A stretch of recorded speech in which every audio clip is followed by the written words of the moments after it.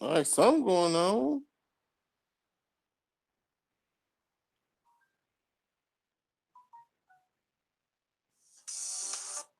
Yo, I see you. I went live, man. Go ahead and get Doc back up here. I don't know how I'm gonna try. Damn.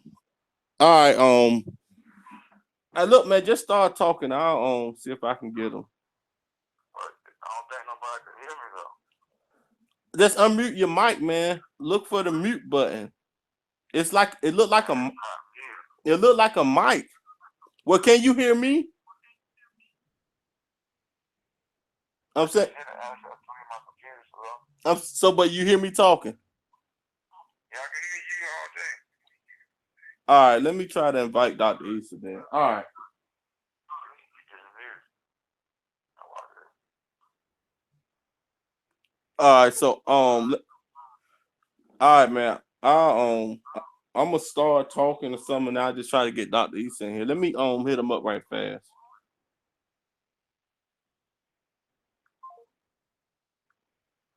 All right, something going on.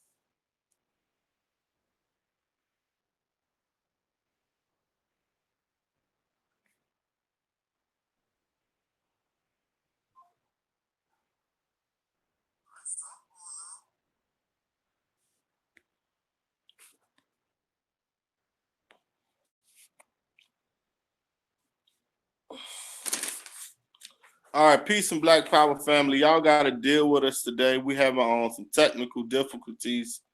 We trying to get the professor, Dr. Issa in, along with some more of the family, so we can talk about this topic. The name of the show today is, a quick overview of the Black Wall Street bombing. So, that's what we want to talk about. Today is the anniversary of the bombing that happened in Tulsa, Oklahoma in 1921.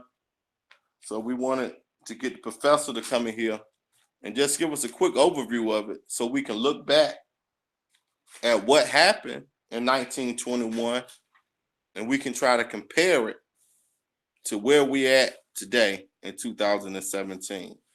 So we can try to learn from the past and apply it to our present day to see if a modern day Black Wall Street is something that we can achieve. We want to see if this is something that is achievable or is it just a dream? So I'm gonna do a little babble till we get the professor in here. So everybody, if you're familiar with Tulsa, Oklahoma, you know, like I'm gonna give y'all a quick rundown of the situation from my point of view. And like in 1920s, I think Oklahoma, the town wasn't made. It wasn't made a town until like 1906. Then like 1906, it officially became a town. So it was Jim Crow laws around that time. So black people, it was very segregated. The whole area before 1921 was segregated. It was like 35 lynchings from the time of 1906 to 1921. So it was a very racist, segregated area. So you had a lot of war veterans, black war veterans, who had came back from fighting the war. And when they came back, they wanted to assimilate in the society. They wanted to find jobs. They wanted to really be quote unquote citizens now that they have fought for their country. So in Oklahoma, they had them Jim Crow laws. So the black people wasn't able to vote. They wasn't able to assume certain positions of power. So they had no other choice but to build their own. So what they did, one of the main streets, I think was Greenwood. Yeah, Greenwood. They built a prosperous like city. It was like 35 blocks where it was just a lot of businesses that they built, and they were actually being very prosperous. And the Caucasian or the white community that was on the outskirts, they was very jealous. So from what I understand, it was a white woman who claimed that a black man had raped her that started this whole situation. So you got to think about it. For one, they was jealous because of what was going on at the Black Wall Street. They was jealous of what was going on in Tulsa, Oklahoma. You gotta understand, this is 1920s. So you have black people fresh from slavery. They got a prosperous city, a prosperous town where they're making big time money. They at the point where they're about to start doing business with other countries. Other countries was ready to start doing business with the businesses in Oklahoma. So this white woman, she cried rape.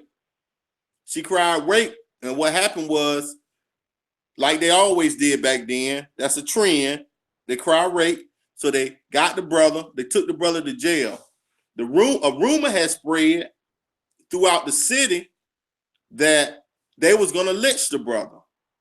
So what happened was, you had some army, some war veterans who had a coalition who went to the police station to make sure that the brother wasn't lynched. Now, when the war veterans went there, the brothers went there to make sure that the brother wasn't lynched. You had a white mob that was across the street, or they was in the same proximity with one another. Words was exchanged. The white people didn't like to see brothers out there with guns. So you had words that was exchanged. Peace, peace. I see we got Al Tariq with the starting point. I'm just talking to the professor get here. How you doing, bro? Hey man, doing real good, real good. Can't complain. Been doing some work around the house, moving in and everything. That's why I couldn't jump on. But hey, peace family, how y'all doing? Boy, you look like some new money though, man. I ain't seen you in a long time. Hey, you know how we do, man. Look, ain't that like that new money from time to time, Yeah, yeah, refreshing. But yeah, I'm just doing a little bit of talking, about Black Wall Street to the professor get here. I don't want to say too much because I don't know as much as the professor. But I'm gonna just say what I do know. So I was in the midst of talking about what kind of like sparked this whole situation down there in Oklahoma. So like I was saying, so when you had the black veterans who was there making sure that the young brother wasn't going to be home, and you had the white mob. So in the midst of that, you had altercation. Words was exchanged, and people got killed. From on what I read, it was a couple white people that got killed, and then a couple black people that got killed. So that's what really sparked it off. That's what really sparked it off. But these war veterans, they had guns. They like, we ain't taking this shit no more. This ain't the 1800s. Shit, we shooting back. Bottom line, like, look. So after that, you had the white mob. What they did was they went to Oklahoma, started burning shit, ravaging. I mean, you had the brothers was fighting back though. They were fighting back, but from what I read, they wasn't how did I say, it wasn't as many that was fighting back, so they wasn't as organized. So you had the police, the sheriff that hired white mercenaries, like they always do. They end up like deputizing white people, making them sheriffs on the spot.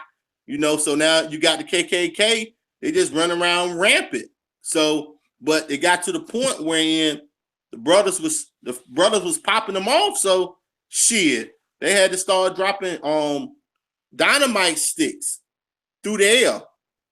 They started dropping dynamite sticks down there, and really like 35, if I remember correctly, I think it was like 35 blocks of that whole area. You had Greenwood, Archer, and Pine Street.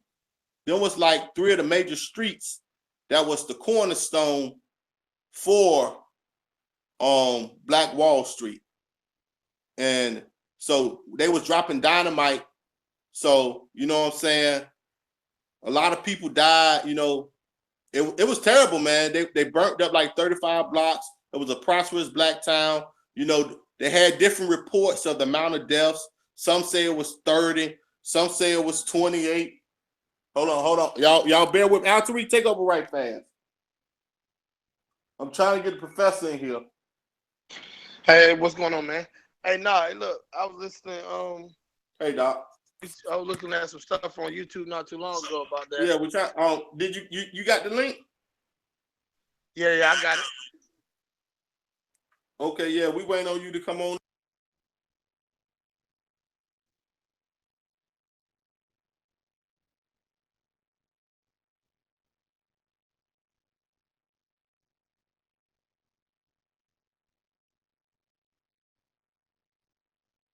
Yeah, I think we got the professor coming in, So thanks out to Tariq. I'm sitting here.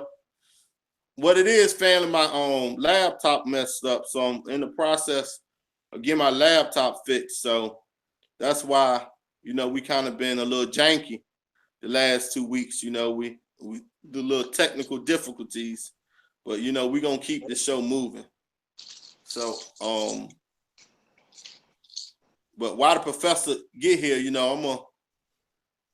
I will say this, that the Gap Band, a lot of people don't know that the Gap Band was named after these streets, Greenwood, Archer, and Pine Street. That's where the Gap Band got that name from. Eventually, they changed it to Gap. At first, it wasn't Gap. It was Greenwood, Archer, and Pine, because that was the historic area which they came from. And y'all remember one of their hit songs where "You Dropped the Bomb on Me." So that's maybe a history lesson for some people to go back and read and listen to that song again from the Gap Band. Hey, that's crazy, man. You dropped the bomb on me, because I never knew that about the Gap Band. That's crazy. Yeah, man. They was inspired by the streets, Greenwood, Archer, and Pine. That's why they got the word Gap from. And that song, "You Dropped the Bomb on Me," they actually talking about them dropping the bomb on them streets. I can't think of all the artists of the group right now. But that's what they was inspired from, because they were from, their hometown was Tulsa, Oklahoma. So that's something that maybe some people should research and get back into it and read it, man, and understand it, that this is something real, and shit. I'm gonna just keep on talking. Well, and this happened in 19. Hold on, we got some action.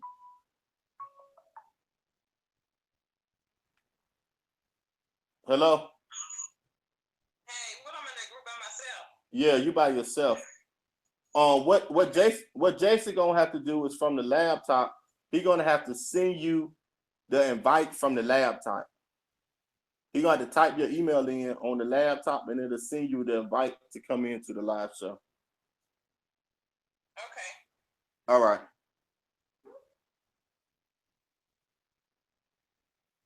Yeah, we working in the family, Hey, we ain't professionals. We just doing what we can. But what I was saying, yeah, this happened in 1921, but the United States government waited 75 years later. I think 1996 is when the United States government decided to do an inquiry, to do what is it called? They officially attempted to rectify their wrongs. They got people to do a study, and you got to think 75 years later, a lot of the people had already died. that was witnesses or who lived through this event. So you got the younger babies possibly who doesn't remember that much about it. But 75 years in 1996, the United States government finally decided to do, to go back and relive it and do some history and try to find out about it. And they finally made a memorial for them. They gave some of the surviving people reparations. So this is a case where the United States did give people reparations, African, but what they gave it to them was through scholarships. It was through scholarships. And what you got to understand, the 75-year period in between the United, I think it went into 2001, actually, when they actually started, giving out funds and stuff, but they started looking into it in 96, if I remember correctly. So, so you got a long period where a lot of people, this stuff wasn't even taught in school. For the longest, this was held out of school. I'm just babbling, y'all. I wasn't expecting to even have to really say too much. I'm waiting on the professor to get here, but we just wanted to talk about it because today is the anniversary of it. Today is June the 1st, and I think it started May the 31st is when it actually started, when the whole riot started. But you had a prosperous Black city where Black people was doing great. I mean, had different I can't even name all the businesses that they had, but they had hotels, hospitals, anything you can think of they had, and it was flourishing. And it was and we was doing good. And not to take away from the subject, but this was going on all over America. So, so this is inspiration to let us know that we can do these things. It's just a matter of us, applying ourselves, getting the right people in the right positions, and everybody having one goal in mind, and we can make these things happen. Altry, you want to say something, bro? Oh no, man, I'm sitting back listening, just taking it in. I'm blown away by that gap band information, but I didn't know that at all. Yeah, the first person that I ever heard that from was Anthony Browder. Anthony Browder, he was the very first person that I ever heard say that, and I think it was on Hidden Colors. I was watching, I think Hidden Colors 1 or 2.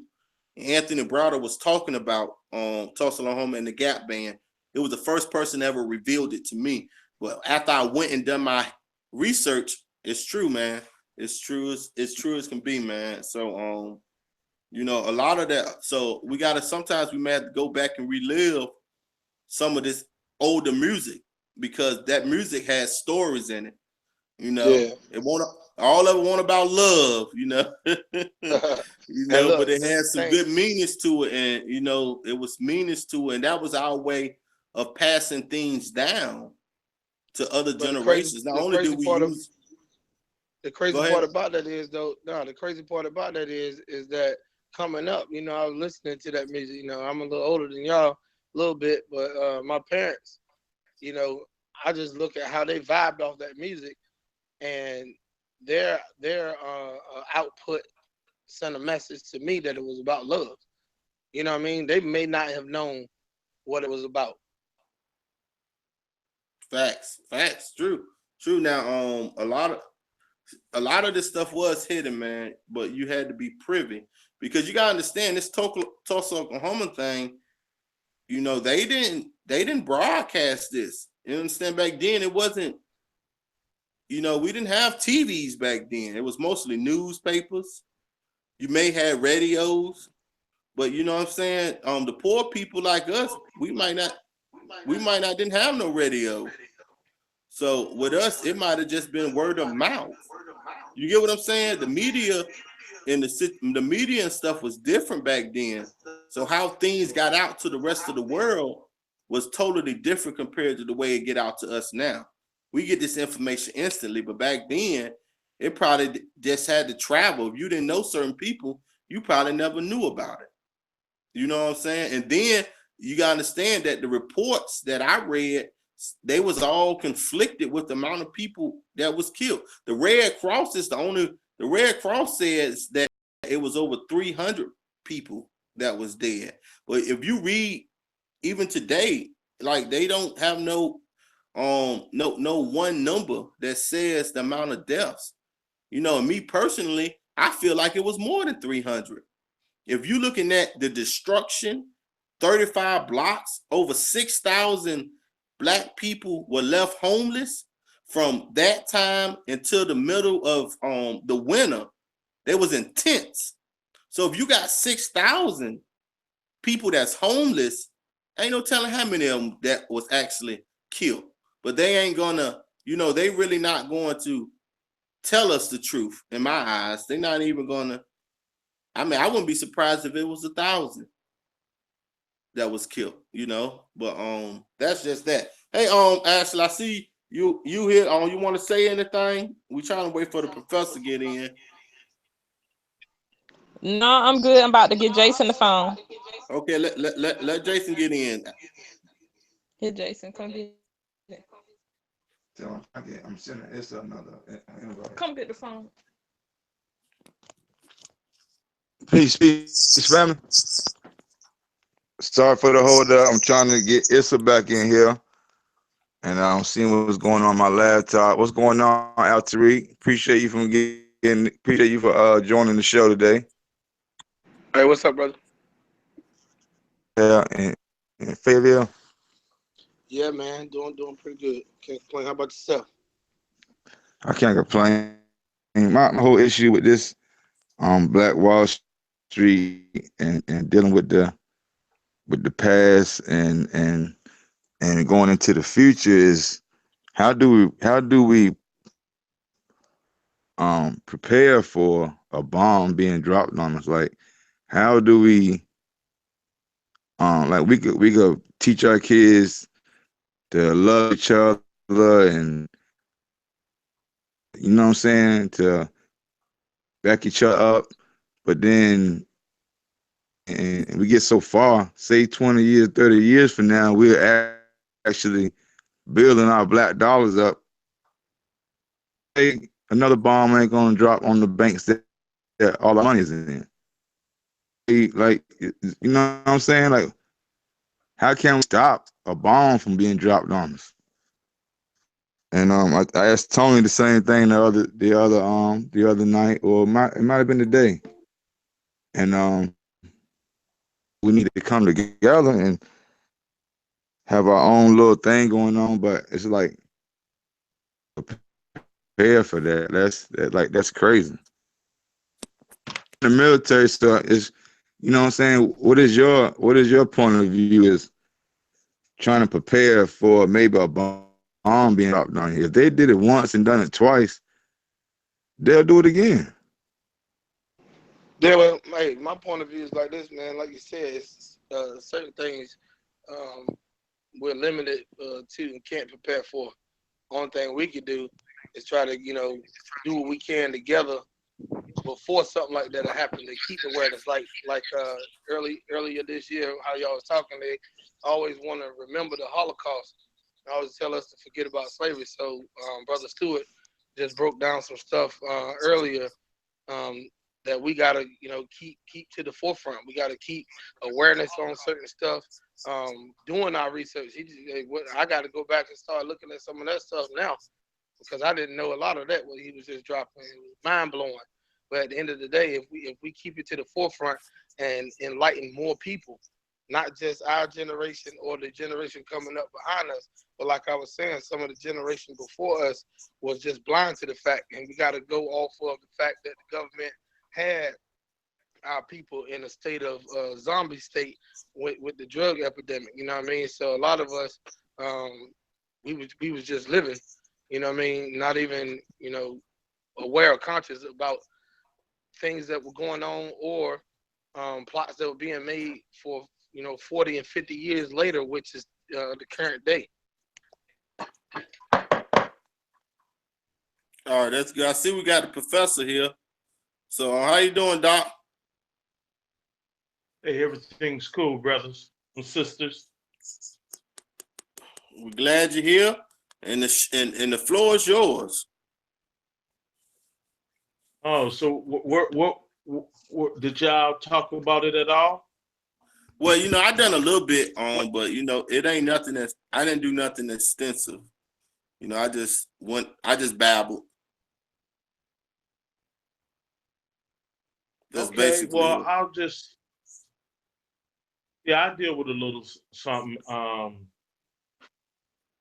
The Tulsa, I like to go and deal with things chronologically. If we look at 1857, this is 150 years.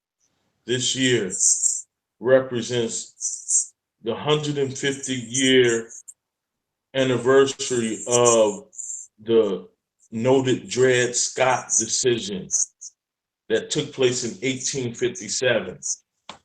And what that decision did was the American ruling elite made a decision based on their understanding of the founding fathers of this country who wrote the Bill of Rights, which are the 10 amendments to the Constitution. The first 10 amendments is called the Bill of Rights.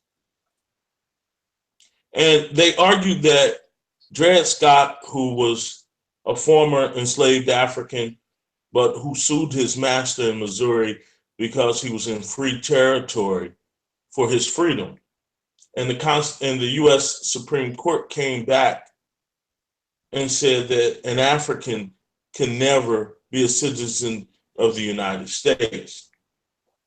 Now, this is the 150th anniversary of that decision. Now, allegedly, that decision was overturned by the 14th Amendment, which took place subsequently after the 13th Amendment, which allegedly abolished slavery. So Dred Scott, this is 150 years of Dred Scott, 1857. And then we have another very important event that took place this year. And that is the Most Honorable Marcus Mosiah Garvey set up the headquarters of the UNIA in New York City in this year, 1917. The year right before that, he had done a 38-state tour in 1916, all around the American South. And he ended up in East St. Louis.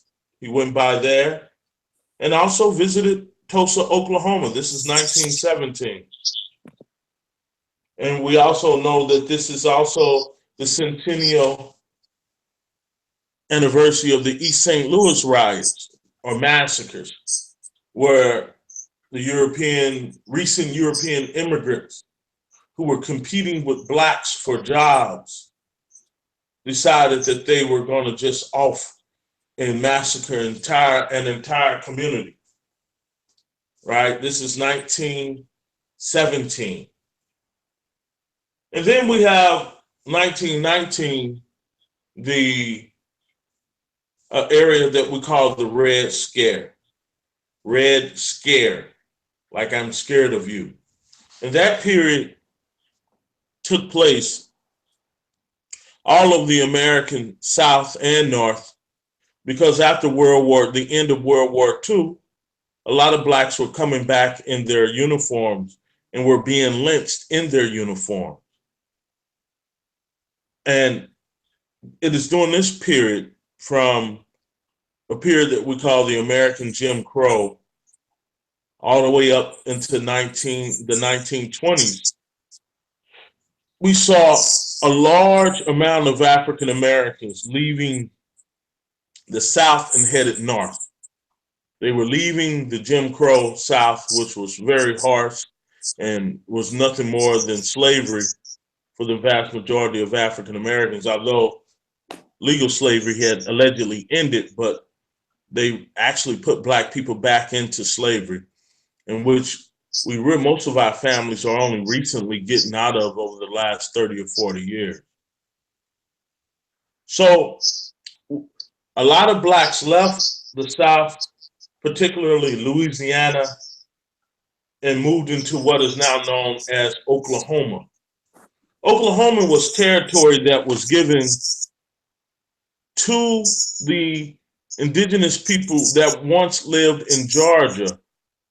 And under President Andrew Jackson in the 1920s and 30s, he forcibly removed the Cherokee, so-called Cherokee Indians, who are nations, to what is now known as Oklahoma.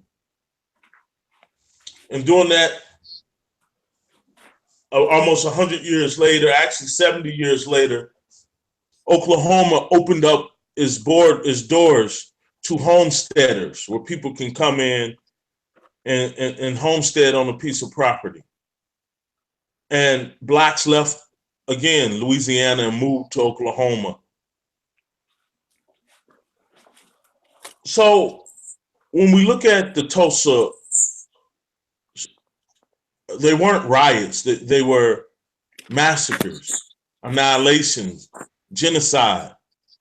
When we look at that, we have to look at it within its proper historical context as to what was going on, not only in the state, but all over the country. In 1915, Oklahoma had a severe economic decline, particularly among whites. They were basically starving.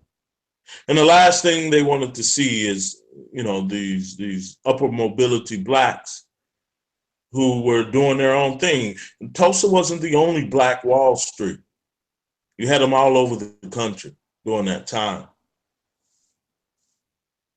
And so, we know the historical narrative where a Black man is killed and some former World War I veterans go and try to make things right, and whites are called in from all over the country to come and destroy that city. We know also that this is the first time in the United States history where a bomb was dropped on a community, right? And the second time it happened in the 1980s in Philadelphia, where again a bomb is dropped on an African community. But the first time it happened was in Tulsa, Oklahoma. They wanted to annihilate that place and everybody in it. And you had Black people, they were veterans. I heard when I came in, y'all were talking about veterans and what we would do to protect ourselves if necessary. But you had veterans who were veterans of World War II, a lot of them, hundreds of them, Blacks. And they put up a fight for as long as they could, but they were numerically outnumbered. And many of them were killed. And Blacks were marched off into concentration camps. And many of us were assassinated, politically assassinated. All right, this happened right in the United States. Not quite 100 years ago, but about 95 years ago. But this just didn't happen in Tulsa. It happened all over. So with that said, it's good to know this history, because if you don't know it, it will repeat itself. And nobody saw this coming in Tulsa, because they were the good Black folk, they were doing everything right. And the government made a unilateral decision, because it was the government that helped to not only kill a lot of its residents, because anybody can go and see the documentary, but even drop bombs on it. They didn't drop a bomb. They dropped bombs in World War I, but they dropped bombs on, I guess they saw Black people as their enemies. So you only drop bombs on your enemies, right? You don't drop bombs on your friends, right? Nobody does that. Nobody drops a bomb on a citizen, allegedly. So that tells you right there a lot about how they felt Yes. So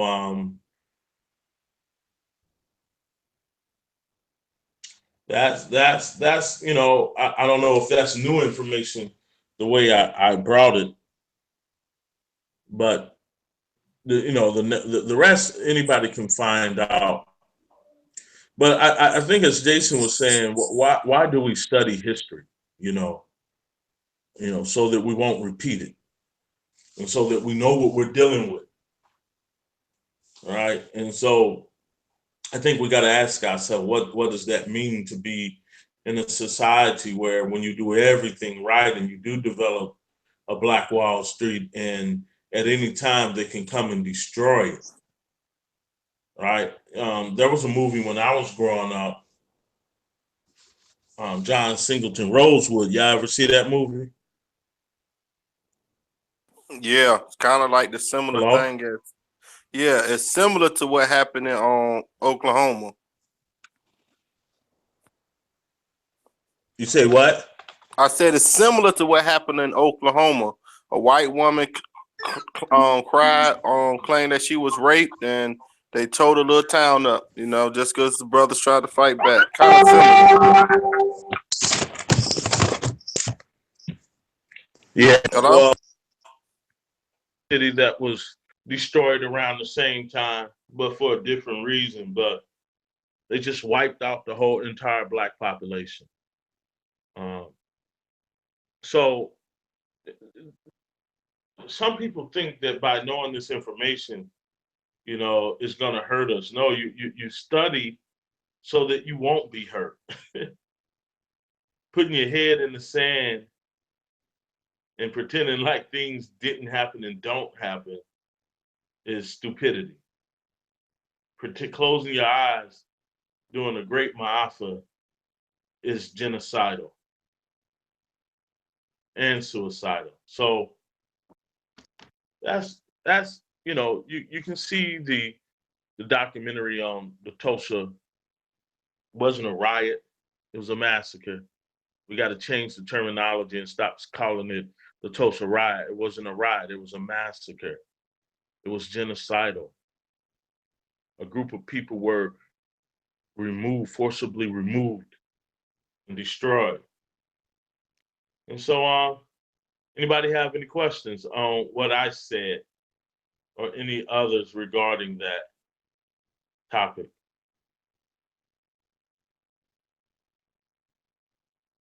Can y'all hear me? Yeah, I hear you good. One question that I had was regarding the amount of deaths.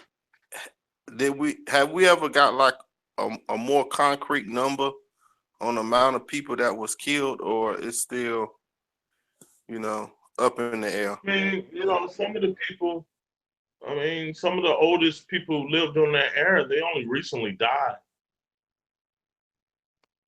You know, a famous historian by the name of John Hope Franklin, he was there. He was 10 years old. He died about 7 years ago, but he's a historian. He did a real good record of it. So it was thousands of. They say over 1,000 people were killed. But the same in East St. Louis, 100 years ago, Rosewood, the Colfax massacre of the 1880s, I think. That was in Louisiana. So this is not uncommon. You understand? Yeah, hey, brother. Hey, this is Al Tariq, man. I got a question.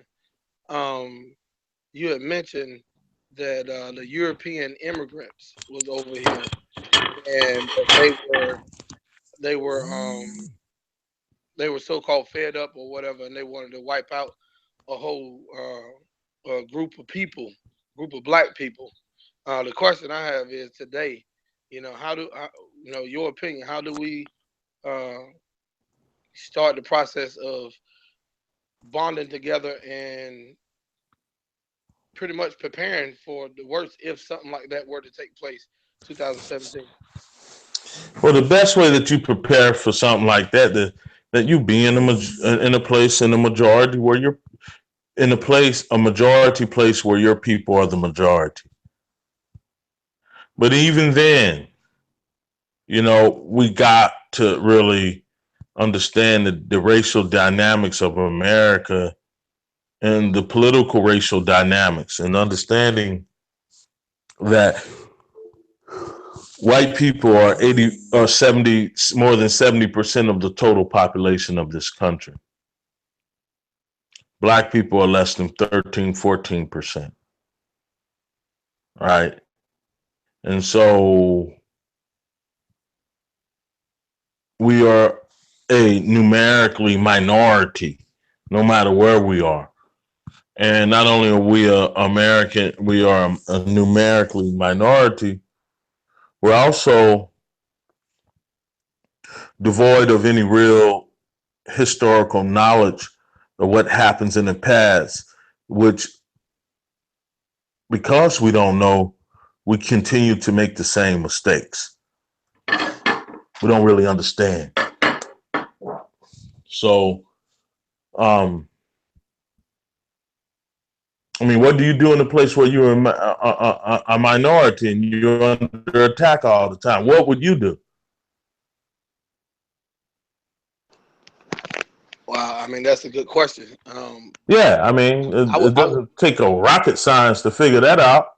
yeah, but I would definitely have some alliances. I would definitely have some individuals in my not only my immediate circle, but network period across the board that we are on the same page of what we need to do to not only sustain but prepare for not I wouldn't say war, but at the end of the day, I would say we would be in a state to where we can prepare ourselves for economic hard times, um, a lot of different things. You know what I mean? So you got to have like-minded individuals. You know what I mean in your camp.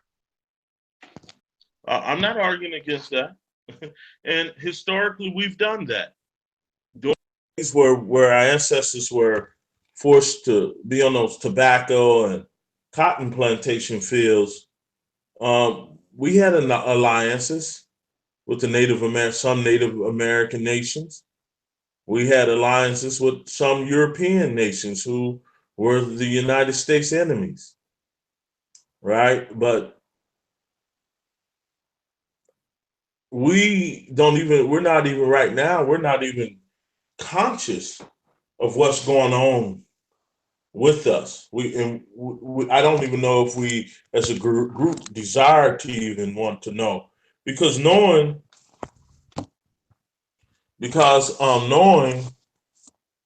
hold on, let me figure this out. Okay. Because knowing connotes responsibility. Yeah, it connotes responsibility. So, um, I throw the original question back at you. Knowing what you know, and knowing the history, and knowing that they can do this at any time. All right. Well, how I would answer it is me personally is damn if you do, damn if you don't, right? So my thing is this, since when we look at history, you see that the country would do this. Like they'll wipe you out. No matter if you sit back and lay down, they're gonna wipe you out. Like what's going over there in Flint. They killing people through the water. If you stand up and fight like the Black Panthers, they infiltrate you, COINTELPRO, they wipe you out. If you try to live off the grid and not, be a part of their system, like the people in Philadelphia, they bomb you. So no matter what you do, if you get prosperous or if you do anything that they don't like, usually they're gonna stop it, right? So I'm at the point wherein, like, okay, well, it is what it is. Like, we we can't sit here and voluntarily be. I'm not gonna sit here and allow somebody to torture me constantly and volunteer to be tortured. I'm not built like that. I'm not gonna volunteer to just keep being tortured. No, I'm not. I'm just gonna say if we gonna end it, end it. If not, we gonna stand up. We gonna nation build, like you said. We gonna get in areas where we are the majority. We gonna try to control as much as we can control where we are the majority. And if it hit the fan, it hit the fan. My whole thing is this, and it goes back to a conversation I had a while ago. Is we got to change what we think of death. And I hate to say it, but I'm gonna just be real with it. That's our problem. What we consider death to be is why we're going to stay in this situation. Until we rethink death, we are not going to get out of this situation. Because as long as we are afraid or not knowing what death consists of or what the afterlife consists of, then we will stay imprisoned and afraid to actually rise up to the challenge because we are afraid of this death. And until we get that out of our mind and we reorganize or get retaught a better understanding of that, we're gonna stay in this situation. So me personally, I think we need to re-examine death. I really think that we need that. Once we start re-examining death, I think everything else would change. Because that is what has everybody afraid of. Everybody is afraid of death. So as long as you are afraid of death, you will allow somebody to constantly torture you and deal with the pain. Oh, it hurt, but I can survive. Oh, okay, I can't go outside. Oh, yeah, you're taking my money, but I can no. Until we get that out of our mind, until we re-examine death. And I said this one time before, in certain African, and I know Dr. Issa, you know this, in certain African traditions or spiritual systems, they don't even have a word for death. In certain spiritual systems, you do not have a word for death. So when you don't even have a word for death, or your concept of death is different than what we have in this Western civilization that we're raised in, that we're in right now, then obviously we're going to keep being tortured and we're going to keep being afraid to build the next Wall Street, the next Black Wall Street, because they can drop the bomb. Or we're going to be afraid to pull off the grid like Move in Philadelphia because they may drop the bomb because we are afraid of death. But once we remove that fear and we have a better understanding of what death is, this is out the question. And it goes back to what I said, and I'm going to stick to it. Hey, Stuart. Stuart, I only wanted to come on for a little just to talk, brother. If they had any more, I know you were about to start your sermon. Amen. And amen. All right, Deacon. Hey, look, I'm going to cut that off, though. So I don't know if anybody had any more questions before I get on out.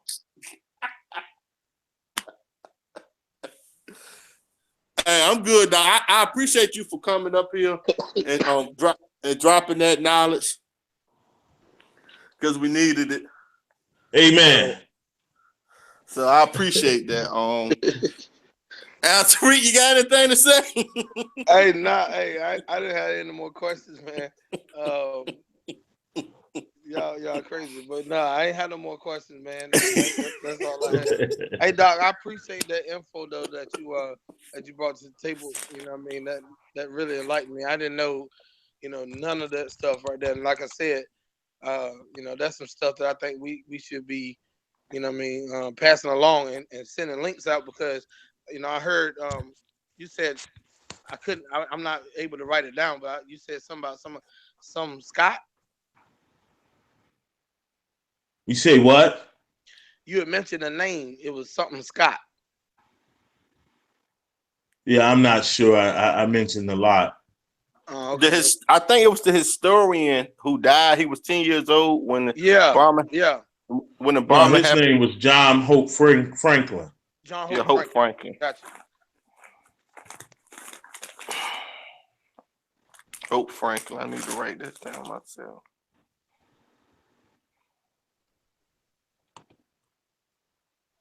Yeah. So, are there any more questions, brother? No, that's it. I like again. I thank you for coming up here, Doc. And All right, my brothers. Anytime. all right, All All right, right, peace. Doc. All right, peace. Hey, please. Stuart, go Yeah. ahead, man. Hey, go. No, you need to finish that because hey, I was exactly enjoying that because guess what though? Yeah.